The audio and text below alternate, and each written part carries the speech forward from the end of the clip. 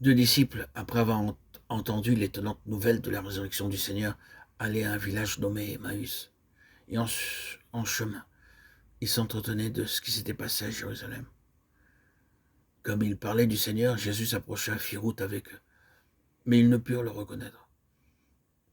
Ils l'avaient connu selon la chair, mais toute leur connaissance passée ne leur permit pas de découvrir son identité. Car maintenant, il était ressuscité d'entre les morts. En fait, il l'avait pris pour un étranger qui n'avait pas connaissance des événements récents survenus à Jérusalem. Il leur expliqua dans toutes les Écritures, en commençant par Moïse et tous les prophètes, ce qui le concernait. Cependant, aucune lumière ne se manifestait. N'est-ce pas étonnant que lorsqu'il leur interprétait dans les Écritures ce qui se rapportait à sa personne, ils ne pouvaient toujours pas le reconnaître. Ils entendaient bien les paroles qu'il prononçait. Ils le comprenaient et étaient remués intérieurement à tel point que leur cœur brûlait au-dedans d'eux. Cependant, ils ne savaient toujours pas qui était celui qui leur parlait. Oh, il y a une grande différence entre une compréhension intellectuelle de la parole de Dieu concernant son Fils et la révélation spirituelle de sa personne. Le jour était sur son déclin alors que les disciples parvenaient au village. Comme ils n'étaient pas désireux de se séparer de leurs compagnons de voyage, ils l'invitèrent à venir dans leur maison pour partager le repas du soir. Il prit le pain dans ses mains et le bénit, puis il le rompit et leur donna. Lorsqu'il rompit le pain, la lumière se manifesta dans leur esprit et ils reconnurent le Seigneur. Ne saisissons pas, ne saisissons-nous pas qu'il y a deux manières de connaître le Seigneur. Vous pouvez avoir de lui une connaissance extérieure en lisant ce qui le concerne dans les Écritures, mais vous le connaissez par une connaissance intérieure. Lorsqu'il vous accorde une révélation de sa personne, nombreux sont ceux qui ont lu la parole de Dieu au point qu'ils se sont tellement familiarisés avec les vérités concernant Christ qu'ils peuvent les prêcher aux autres. Cependant, il leur manque la connaissance intérieure de sa personne, cette connaissance qui procède d'une illumination de notre esprit. Par bonheur, il y en a qui ne le connaissent pas seulement intellectuellement, mais spirituellement, parce qu'il a ouvert les yeux de leur cœur. Peu après que Jésus fut ressuscité, 7 de ses disciples se rendirent sur la mer de Tibériade. Il y avait Pierre, Thomas, Nathanaël, Jacques et Jean. Deux autres disciples faisaient partie de ce groupe, comme nous le voyons dans le récit de l'évangile de Jean. Pierre, s'étant tourné vers les 6 autres, leur dit « Je vais pêcher ». Les autres alors l'accompagnèrent, et voici qu'une chose étonnante arriva. Ces hommes, qui étaient des pêcheurs expérimentés avant leur rencontre avec le Seigneur, n'arrivaient plus à prendre un seul poisson maintenant. Une autre chose encore plus surprenante se produisit. À l'aube, Jésus parut sur le rivage, et ils ne le reconnurent pas. Ah, leur faculté naturelle n'était d'aucune utilité pour pouvoir discerner le Seigneur ressuscité. Réfléchissons un peu à tout cela. Pierre, Jacques et Jean avaient été constamment ses compagnons. Comment ces trois disciples particulièrement privilégiés, si proches dans l'intimité du Seigneur, n'ont-ils pu le reconnaître? Et que dire de Nathanaël? Tout au début, lorsque les premiers disciples commencèrent à suivre Jésus, il fut le premier à confesser que Jésus était le Fils de Dieu. Et qu'en était-il de Thomas?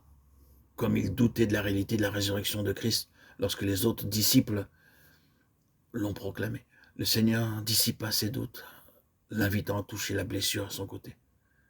Cependant, lui non plus ne le reconnut pas sur le rivage. Oui, il arrive parfois que par vos yeux, vos oreilles, toute la puissance de votre raison, vous êtes incapable de prouver si c'est le Seigneur. Cependant, quelque part dans votre être intérieur, vous avez le témoignage que ce ne peut être un autre que lui. Avec notre tête, nous pouvons analyser les faits au point de vouloir demander qui es-tu, mais parce que notre cœur nous rassure, la question n'est jamais formulée. Et il en est ainsi de la véritable révélation. C'est un paradoxe. Les évidences externes ne peuvent pas convaincre et laissent subsister des questions. Mais l'assurance intérieure rend toute question inutile. Heureux sont ceux qui ne connaissent pas le Seigneur selon la chair, mais dans l'esprit. Ils possèdent une force intérieure que rien ne peut décourager. Frères et sœurs en Christ, bien-aimés, chers amis, que Dieu nous ouvre les yeux afin de pouvoir connaître son Fils de cette manière. Ne nous inquiétons de rien, ayons cette foi persistante, cette espérance de voir le Seigneur. Si spirituellement notre cœur est disponible, Dieu nous ouvrira les yeux pour vivre sa présence et jouir de sa lumière dans notre esprit. Et c'est ainsi que nous pouvons reconnaître le Seigneur, même invisible, sa présence puissante, par notre foi forte, se révèle à nous. Par son esprit en nous, il nous fait vivre sa vie puissante, généreuse, cette plénitude à laquelle tout enfant de Dieu s'identifie et qui est le plus grand des témoignages vivants à laquelle tout chrétien doit aspirer. Vivre Christ, une relation vivante, un cœur à cœur, et non intellectuelle. Voilà la vocation de tout chrétien. Voilà la réussite qui est accordée à tout chrétien. Vivre une relation vivante, comme je la vis aujourd'hui encore, depuis mon baptême, le 26 septembre 2019. Cette vie forte, harmonieuse, équilibrée, qui m'a guéri de ma bipolarité qui a duré plus de 34 ans.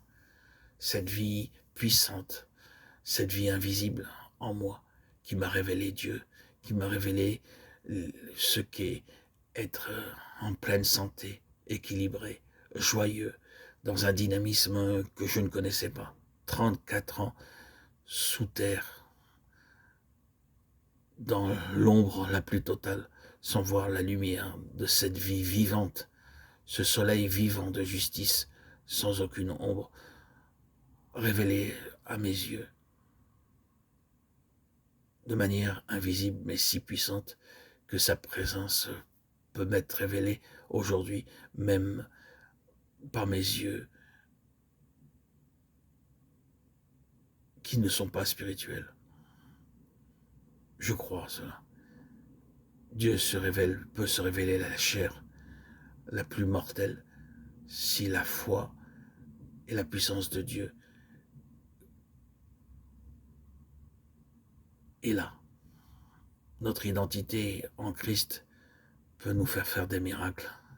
L'étranger que nous étions à Christ devient alors son ami, son confident, sa force invisible, sa puissance. Ce bonheur de connaître Christ spirituellement de manière puissante est un cadeau, un privilège, un pain, une nourriture rafraîchissante. Merci Seigneur de me désaltérer quotidiennement par ta puissance, présence en moi. Gloire à Dieu au plus haut des cieux. Et paix sur la terre aux hommes qu'il aime. À toi Seigneur, tout honneur, toute gloire pour les siècles des siècles. Alléluia. Alléluia. Loué soit son très saint nom.